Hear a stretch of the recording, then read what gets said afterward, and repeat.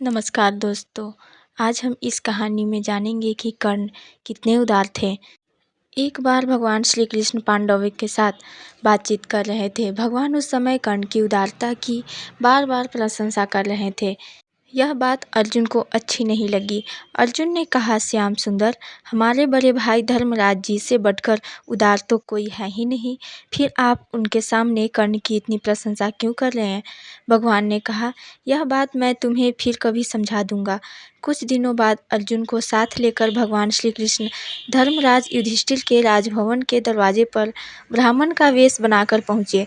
उन्होंने धर्मराज से कहा, हमको एक मन चंदन की सूखी लकड़ी चाहिए, आप कृपा करके मांग दें।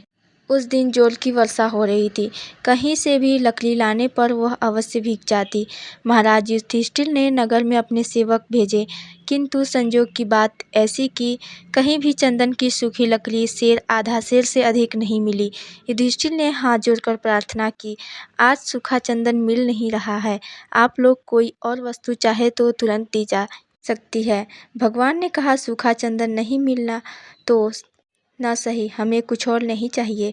वहाँ से अर्जुन को साथ लिए उसी ब्राह्मण के वेश में भगवान कर्ण के यहाँ पहुँचे। कर्ण ने बड़ी श्रद्धा से उनका स्वागत किया। भगवान ने कहा, हमें इसी समय एक मन सूखी चंदन की लकड़ी चाहिए। कर्ण ने दोनों ब्राह्मणों को आसन पर बैठाकर उनकी पूजा की। फिर धनुष चढ़ाकर उन्होंने बाण उठाया। बाण मार मार कर कर्ण ने अपने सुंदर महल के मूल्यवान किवाड़, चौखटे, पलंग आदि तोड़ डाले और लकड़ियों का ढेर लगा दिया। सब लकड़ियां चंदन की थी। यह देखकर भगवान ने कर्ण से कहा, तुमने सूखी लकड़ियों के लिए इतनी मूल्यवान वस्तुएं क्यों नष्ट की?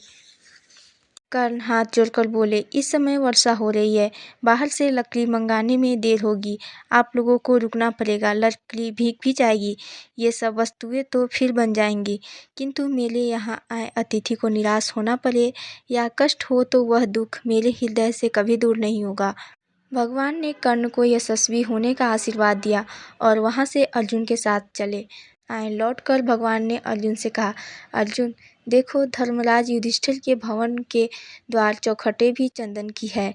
चंदन की दूसरी वस्तुएं भी राजभवन में हैं, लेकिन चंदन मांगने पर भी उन वस्तुओं को देने की याद धर्मराज को नहीं आई और सूखी लकड़ी मांगने पर भी कर्ण ने अपने घर की मूल्यवान वस्तुएं तोड़कर लकड़ी दे दी। कर्ण स्वभाव से उदार है और धर्मराज युधिष्ठिर विचार और करके धर्म पर स्थिर रहते हैं। मैं इसी से कर्ण की प्रशंसा करता हूँ। इस कथा से हमें यह शिक्षा मिलती है कि परोपकार, उदारता, त्याग तथा अच्छे कर्म करने का स्वभाव बना लेना चाहिए। जो लोग नित्य अच्छे कर्म नहीं करते और सोचते रहते हैं कि कोई बड़ा अवसर आने पर वे महान त्याग या उपकार करेंगे, उनको अवसर आने पर यह बात सूझती ही नहीं कि वह महान त्याग किया कैसे जाए। जो छोटे छोटे अवसरों पर भी त्याग तथा उपकार करने का स्वभाव बना लेता है, वही महान कार्य करने में भी सफल होता है।